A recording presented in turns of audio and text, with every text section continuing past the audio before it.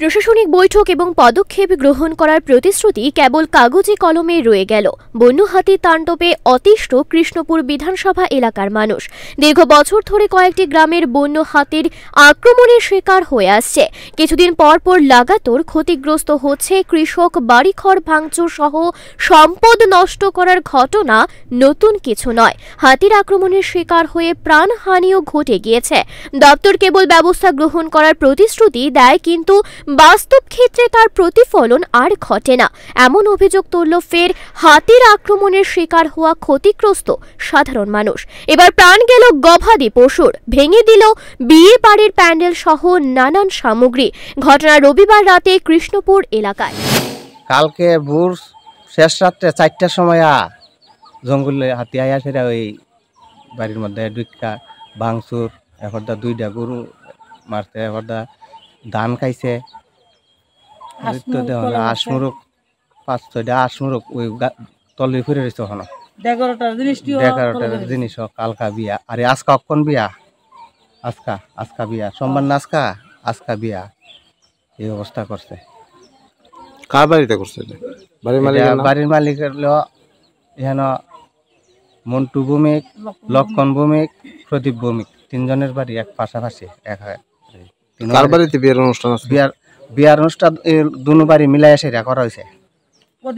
প্রদীপ আর লক্ষণের বাড়ি মিলাই সেটা। ফরেস্টার আইছে নি? ফরেস্টার লক্ষণ আইছে। কি কই তারা? তারা দেখতাছে এতটুকু।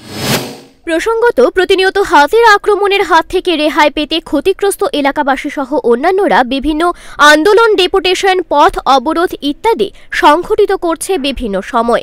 সেই সময়ে প্রতিশ্রুতি দিয়ে সামরিকভাবে পরিস্থিতি সামলে নিচ্ছে প্রশাসনিক আধিকারিকরা।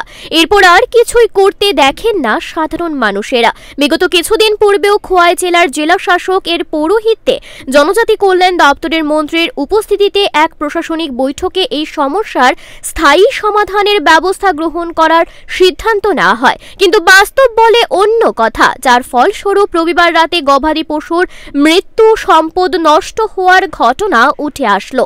যদিও ঘটনার খবর পেয়ে সোমবার সকাল নাগাদ তেলিয়ামুড়া বন দপ্তরের রেঞ্জার এবং কর্মীরা ঘটনাস্থলে পৌঁছান, কিন্তু এলাকাবাসীদের অভিযোগ, প্রতিবারই ঘটনার পর ওনারা আসেন, সহযোগিতা এবং সমাধানের আশ্বাস দেন, কিন্তু কাজের কাজ কিছুই হয় না। এদিকে স্থায়ী সমাধানের ব্যবস্থা গ্রহণ করার দাবিতে এলাকাবাসীরা পথ অবরোধ করে বসে। ঘটনার খবর পেয়ে ঘটনাস্থলে ছুটে আসেন মহকুমা বন আধিকারিক, মহকুমা শাসক অফিসের ডিসিএম, তহসিলদার সহ অন্যান্যরা। এদিকে আপ ডাউন করছে প্রায় 1.5 মাস পরে গতকাল মানে প্রতি সবসময় মানে এ থাকে না, এর আগে হয়েছে এমন ক্ষতি করছে না, ক্ষতি করছে এটি তো আমরা একটু দেখলে পারেন, তো ক্ষতি করছে, তো গরু মারছে,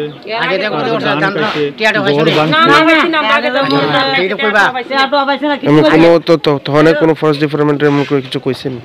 ফরেস্ট ডিপার্টমেন্ট তখনও আইছিল, দেখে গেছে, তারপরে কোনো কিছু ইয়ে করছে না, কোনো কিছু তখনও প্রতিবেদন দিছে না, কোনো দিছে না। এর আগে 1.5 মাস আগে যাইছে, তখন ধান খাইয়ে গেছে শুধু, ধান খাইয়ে গেছে। ওইদিকে একটা দরজা আছে, দরজাটা একটু ভাঙিয়া ধান খাইয়ে গেছে।